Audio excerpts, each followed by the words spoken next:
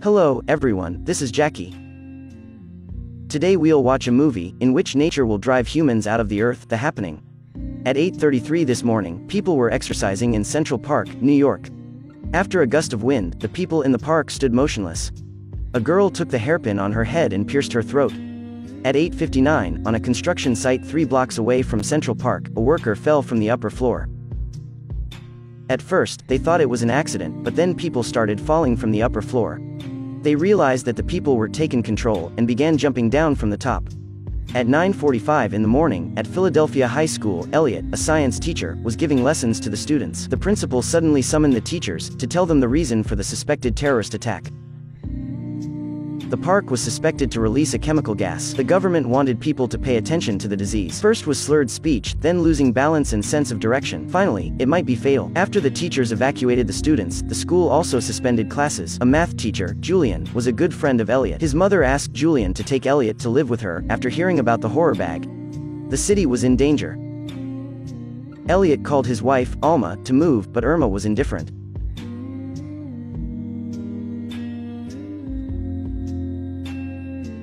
The two people were in a crisis, and they were still cold after an argument. During the period, Alma and a male colleague were entangled with each other, but Elliot didn't know. After Elliot returned home, he saw news reports that this new neurostatin would cause hallucinations and paralysis, with some self-harm and catastrophic consequences. The principle of the static virus and the identity of the horror was not clear. Elio realized that the matter was far more serious than he thought, so he quickly packed up his clothes and brought Alma to meet Julian. They saw in the station, the anatomy of the first victim confirmed that it was a natural, compound gas attack that caused the city to continue to be blocked. At this time, the station announced that the train was about to leave. Julian told Elliot that his wife, Yvette, was stuck in a traffic jam on the way back from the shop across.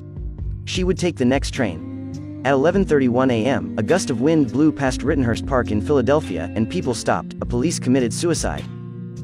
Then a driver picked up the gun and killed him. This suicidal behavior spread. When Julian learned that Philadelphia was also attacked, he immediately called Yvette. She sent a text message to tell Julian that she had taken the bus to Princeton. Julian was relieved that his wife was safe. At this time, the train, which was running halfway, stopped. Elliot asked the conductor not to leave the passengers halfway. The conductor told him that the train was stopped because they couldn't reach anyone.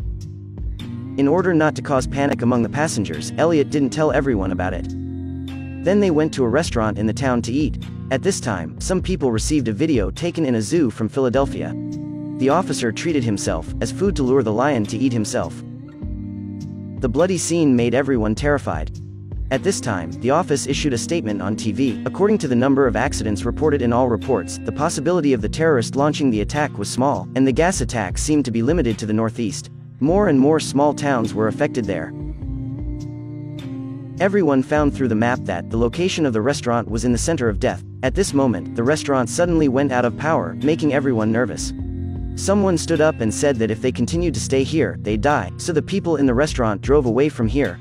Elliot asked the people with the car for help, but they were busy running and no one paid any attention to him. At this time, a good-hearted couple drove over and said that they could take them. Julian ran over to tell Elliot that he would follow another car to Princeton to find Yvette.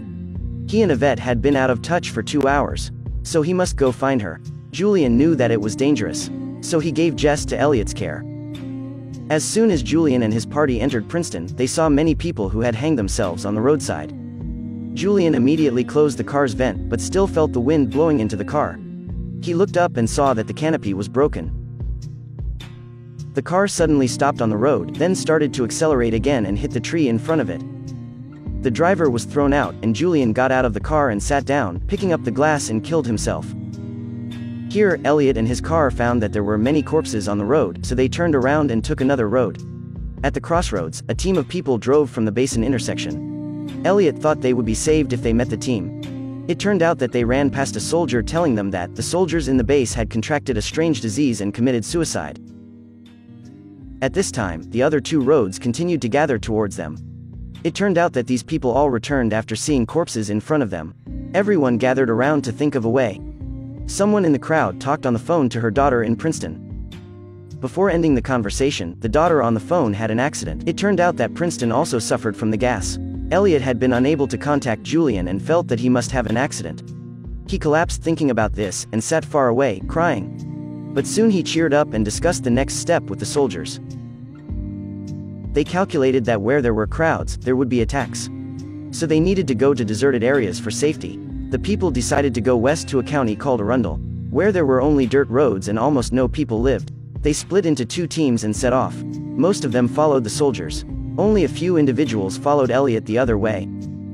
A gust of wind blew by, the group following the soldiers infected and shot themselves. Immediately afterward, Elliot's group heard gunshots continuously. Elliot analyzed that the poisonous gas might be released by plants. Plants responded to human stimuli. The greater the number of people, the higher the gas released by the plants. However, the poisonous gas disappeared very quickly. As long as they moved separately before the wind came, they might be able to escape. Elliot's method really worked. 2 boys were added to Elliot's team while running. After resting for a while in a real estate sample room, they continued to head towards Arundel. As soon as Elliot and the others came, 2 groups of people joined here. Because of their large number of people, the plants were irritated. At this time, a man turned on the lawnmower, and then lay on the grass, letting the machine run over him. The 5-person team continued to walk forward and saw a house. Alma wanted to find some food for Jess. They stepped forward. There was no answer. Through the cracks in the window, they saw someone in the room. Elliot asked for some food for them. The people inside wanted them to leave quickly so as not to bring the gas in. After explaining to no avail, Elliot planned to take everyone away. But the 2 boys were reluctant to leave and spoke harshly to the people inside. As a result, people inside the house shot and killed 2 boys.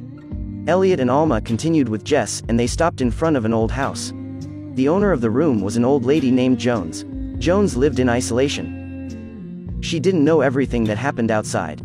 After serving them dinner, she let them stay the night. In the morning after Elliot woke up, he didn't see Alma and Jess, so he went to find them. He saw the door of a room flopped and walked in. There was a strange-looking humanoid doll on the bed. At this moment, Jones suddenly appeared behind Elliot and said that he was a thief. Then she turned and ran into the yard. It turned out that Jones had mental problems. Elliot came to the yard and wanted to explain to Jones. Suddenly a gust of wind came. He hurried into the house and closed the door. Outside the house, Jones, who was infected, hit her head against the window and died. Elliot ran into the kitchen in a panic. He heard Alma and Jess talking in the cabin inside the kitchen. When he walked in, he saw no one. It turned out that Alma took Jess to play in a cabin outside the yard, where there was a channel for sound transmission from the kitchen. Elliot told Alma that Jones had been infected and died. This showed that the plants were becoming more sensitive. If he really wanted to die, he hoped to die beside Alma. So he opened the door to Alma. After life and death, Alma strengthened her love for Elliot, and she also took Jess out. The 2 held hands and waited for death, but they did not expect to be unharmed. Maybe the disaster was over when they went out. After 3 months, everything returned to normal. Elliot and Alma adopted Jess. Their relationship was as good as before. Alma also became pregnant. An expert on the TV media said that traces of the neurotoxin were found in some plants and trees. It suddenly occurred at 8:33 in the morning and ended at 9:27 the next morning. This was an unknown natural phenomenon. Perhaps humans were threatening the Earth. And this was a warning from nature.